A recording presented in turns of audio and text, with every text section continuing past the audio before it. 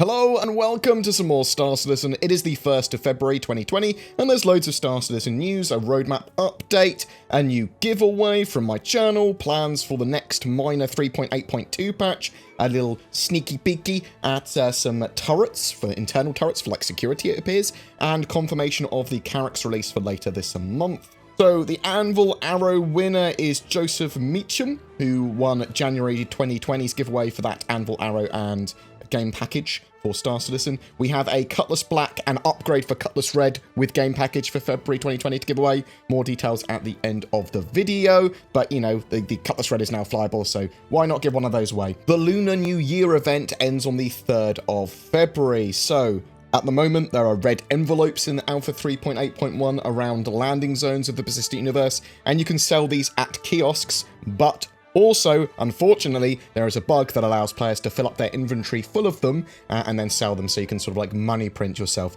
I mean, there's almost certainly going to be a wipe in 3.8.2 because of this, but I thought I'd let people know if you didn't already. The Lunar event also had the Carrack M50 and 890 Jump all on sale, so they should be on sale at least until the 3rd of February. The Cutlass Red is also available now too, both in-store and in-game, and this addition or re-addition to the store might be permanent, we don't know yet.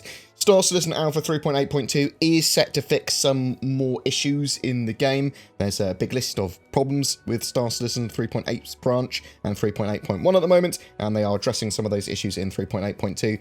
Still pretty buggy. The Carrack is still confirmed for the end of February, but it's expected to be part of that 3.8.2 patch as well. Star Citizen's roadmap update. So CIG have said that they will be updating the roadmap for 4.1 and 4.2, so that's Q3 and 4 of 2020 in the near future, so I would expect within the next couple of weeks. They want to have Theatres of War, the new game mode for Star Marine, which has this sort of like combined arms 20 or 25 v 25 battles, and you'll sort of like have like ships attacking objectives, and it's very Call of Duty or Battlefield 5 Rush sort of objective-based game mode.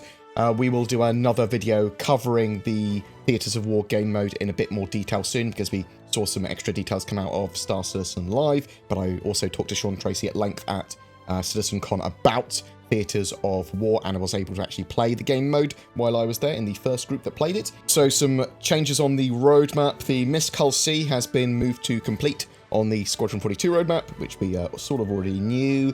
The Ship AI 3D pathfinding planet side has moved into polishing, but they expect to open it back up later because there's likely to be more work to be done to that feature in the future. Descriptions have been updated for the following cards for the Persistent Universe roadmap to reflect the feature in a bit more detail and accuracy. So for 3.9, high-speed combat for ships is ship systems suffering the strains of travel at high speeds with maximum velocity, resulting in the restriction of some player options in the cockpit, creating a vulnerability that will push players into engagement at lower speeds. New targeting methodology. So fundamental features to how targets are tracked on and off your screen, with UI updates to improve the visibility of locked and tracked targets and the return of pinned targets. Player interaction system improvements, continued development of the interaction system that lets the player select unique dialogue options, interact with props in the environment, and generally interact with the game. This work will include providing appropriate player feedback when items can't be used, adjusting UI elements to scale and place correctly within geometry,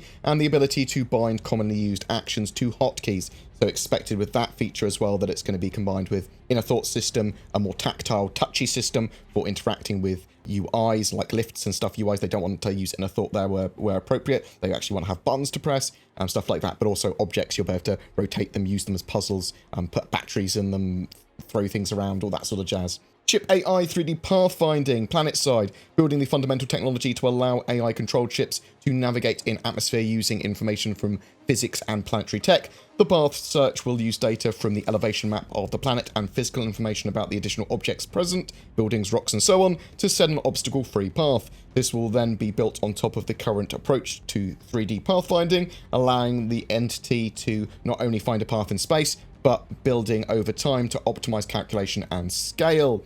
Ship AI 3D navigation, collision avoidance, building a first pass for the system to correctly handle collision avoidance between moving entities. The system allows AI entities to reciprocally avoid each other as well as collisions with the environment.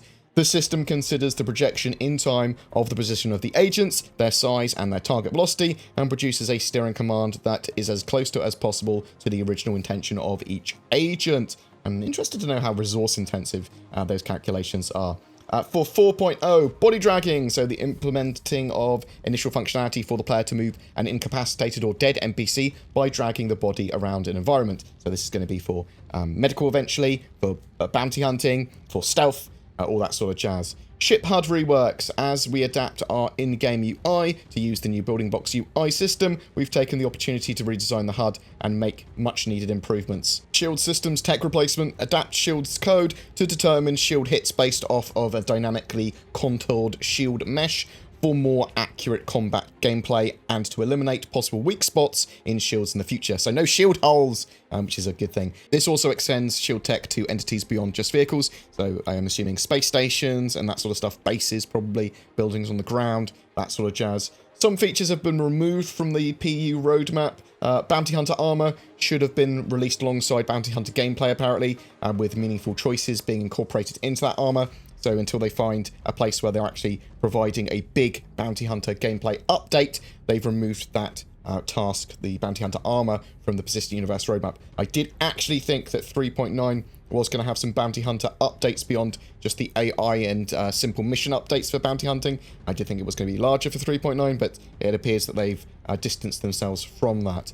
Quantum travel linking for AI ships. Following review, leadership has decided to remove this card from the roadmap because in its current state, as this would only bring functionality, not the full player experience that they want. So I assume they're merging that with another task in the future. And there's large-scale shadow improvements. After a review with leadership during planning week, focus for the quarter shifted from shadows to finishing live environment probes and reflections, as these tasks are needed fairly soon for Squadron 42 apparently. So it's nice to know that they are finishing off Squadron 42 and getting stuff prioritized, potentially in a more sensible way. But obviously, I don't like things moving off the roadmap. I want more on there. But with updates to 4.1 and 4.2, and hopefully a more stable roadmap this year after this planning week, we will maybe we'll be happy. We'll have to wait and see.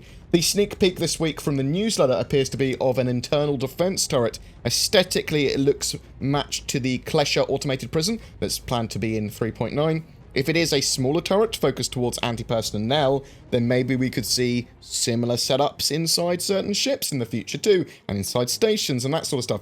I really, really want to see little security defense posts and that sort of stuff, automated turrets, remote turrets, all that sort of jazz. February 2020's giveaway is for a Cutlass Black and upgrade to a Cutlass Red as well, which you can apply separately, and a Star Citizen game package with that. So you don't need to own Star Citizen already. This is the full shebang. All you need to do to be in for a chance to win that is just comment on any of my videos made during this month. There are the full details in the description below. I'm a massive shill for a couple of services that you might find useful. NordVPN, they provide an affordable VPN service that provides many improvements over a free VPN. I use them. They have a huge range of servers, allowing you additional safety, security, and help you get access to content. It's usable while you're playing games or streaming or whatever.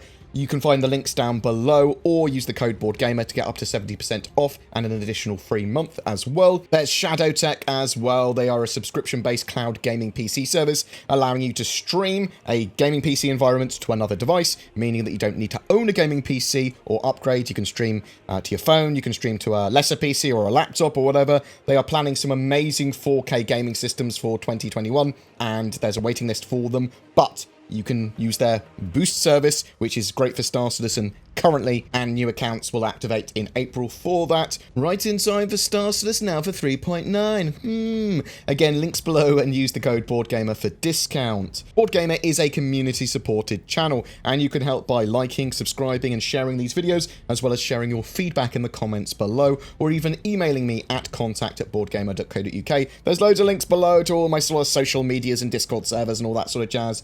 Viewers that would like to go beyond that, there is Patreon and YouTube channel membership, the join button below the videos. That gives us extra money so that I can, expand the channel and buy hardware and all that sort of jazz. It really does help. There are some bonuses and exclusives for those people as well, but I do want to make content for everyone regularly, so you are helping support that. Content for everyone! Woo! Thank you so much for watching. I wish you good fortune for February and in the verse.